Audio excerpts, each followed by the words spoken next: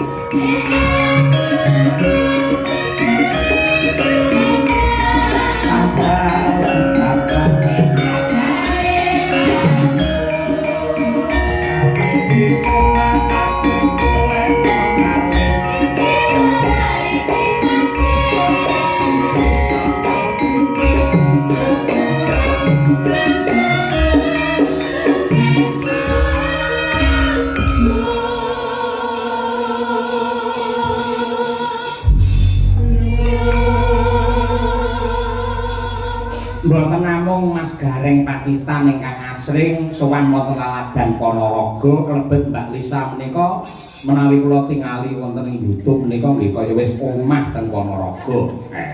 Mila kula nyuwun pendapat jenengan Mbak Lisa lan rumiyin magapokan kalian para pamirsa wayang wonten laladan Ponorogo niku mungguing pengamatan jenengan pripun?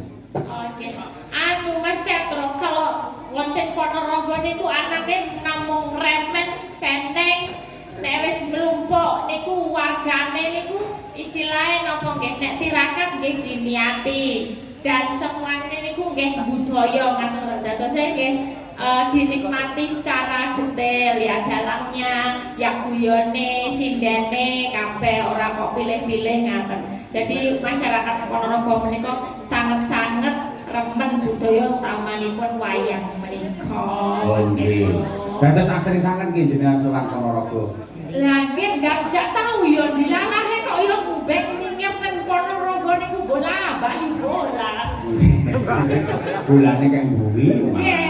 Mboten yen pancen asring teng Ponorogo timbangane wira-wiri kaya Setrika Yogya Ponorogo. Mbok anu kemawon damel griya teng Ponorogo pisan. Rencana. Tapi dia wonten Sede Alex juga sih di daerah Pelancongan juga ada. Terus nggih pun asring lumayan lah kalau sama Ponorogo agak kenal gitu. Oh, ngaten. Nggih, momen sing penting wis mangan sate karo nganu apa? Dawet. Dawet jagung. Dawet jagung. Nggih. Lek Mas Gareng napa makanan khas Ponorogo sing jenengan senengi? Ponorogo niku yen panganan kabeh. Sedaya dulur Ponorogo niku maniak makan, maniak angkringan, maniak seni, maniak budaya. Iku lek Ponorogo Witrikala taun 2009 kula ndereke Pak Sento Yitno Carita bapakipun Mas Klipik. Niku ket biyen teko sakniki priyayi Ponorogo ki tetep budaya demen wayang, demen marung, demen mangan. Nggih, Ponorogo niku nuwun sewu Mas. Benten kalih sanes-sanesipun. Ora bidak-bidakne dalange sapa, ora bidak-bidakne sindene sapa, ora bidak-bidakne dagelane sapa, sing bener kanthi rasa ikhlas lillahi ta'ala, aku kae sing tak undang. Kula jenengan ngendikane niki kan nggih boten napa niku biasane boten namung kula kadang kala Mas Tralala. Nggih. Wonten Mas Sumarbagyo. Nggih. Mas Joklitik Joklutung, Abai Irun, Mas Komet Dodok pun biasa kali panjenengan. Tak yuda. Leres niki Ponorogo iku sedaya nggih pun diundang. Niku napa kok bengi iki sing diundang kok Gareng Pacitan. Nah, iki asih ngerti iki sebabe apa iki? Pengliritan. Sing jeneng kesenian niku ukurane dudu babagan materi niku boten. Lho pripun Pak?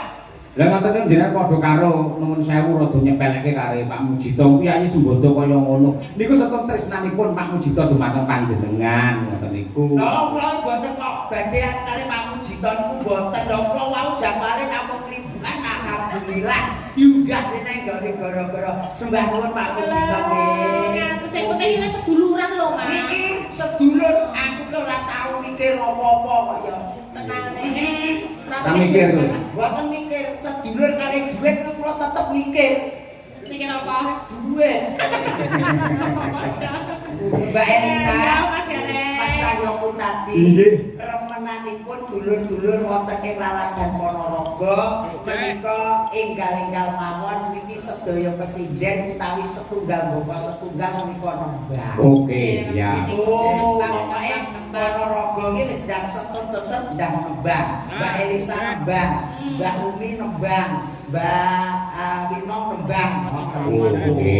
Oh, Enak lho gaweane gareng malih enak. dan gitu dicocokkan Nggih. dengan keadaan. Nggih. Goro-goro maksudnya Mas nggih. Nggih. Nggih, ini wonten pamunggitan mau. Tembangan apa? Tembangan wonten, kondang kuning wonten. Nggih. Cobi tembangan riyen Mbak Lisa. Tembangan siap. Mrikono nduk. Iya.